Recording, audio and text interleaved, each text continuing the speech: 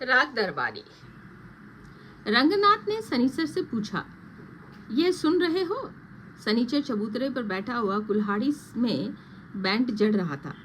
उसने अपनी जगह से घूमकर हवा की ओर कान उठाया और कुछ क्षणों तक हाउ हाउ सुनता रहा। अचानक उसके माथे से चिंता की झुर्रियां खत्म हो गई। उसने इत्मीनान से कहा, हाँ, कुछ हाउ हाउ जैसा सुनाई दे रहा है। लगता है छोटे पहलवान ने से कुसर की फिर लड़ाई हुई है।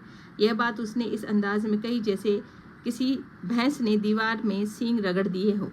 वह घूमकर फिर अपने प्रारंभिक आसन में बैठ गया और वसूले से कुल्हाड़ी के बैंड को पतला करने लगा। अचानक हाउ हाउ सामने आ गया। वह लगभग 60 साल का एक बुढ़ा आदमी था। देह से मजबूत, नंगे बदन, पहलवानी ढंग से घुटने तक धोती बांधे हुए।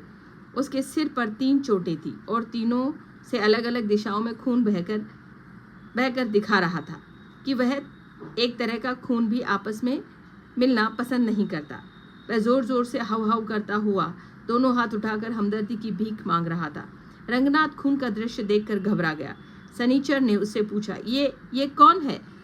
इन्हें किसने मारा? सनीचर ने कुल्हाड़ी का बैंड और बसूला धीरे से जमीन पर रख दिया। घायल बुजुर्ग को अपने हाथ पकड़कर चबूतरे पर बिठाया।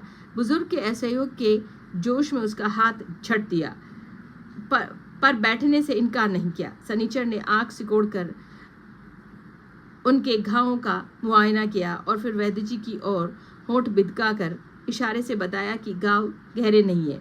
उधर बुजुर्ग का हाउ हाउ अब द्रुत लय छोड़कर विलंबित की तरह आने लगा और बाद में बड़े ही ठस किस्म की ताल में अटक गया। ऐसी बात गायकी की पद्धति के हिसाब से उल्टी पड़ती थी, पर मतलब साफ था कि ये उखड़ नहीं रहे हैं, बल्कि जमकर बैठ रहे हैं। सनीचर ने संतोष की सांस ली, जिसे दूर दूर तक लोगों ने सुना ही नहीं, देख भी लिया। रंगनाथ हक्का बक्का खड़ा था। सनीचर ने एक अलमारी से रुई निकाली और कहा, तुम पूछते हो इन्हें किसने मारा? यह भी कोई पूछने की बात है?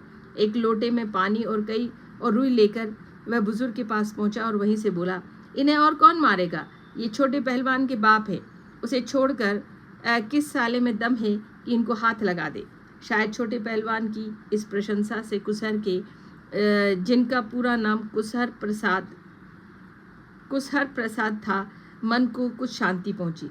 वहीं से ये वैद्य जी से बोले, महाराज, इस बार तो मैं छोटुआ ने मार ही डाला।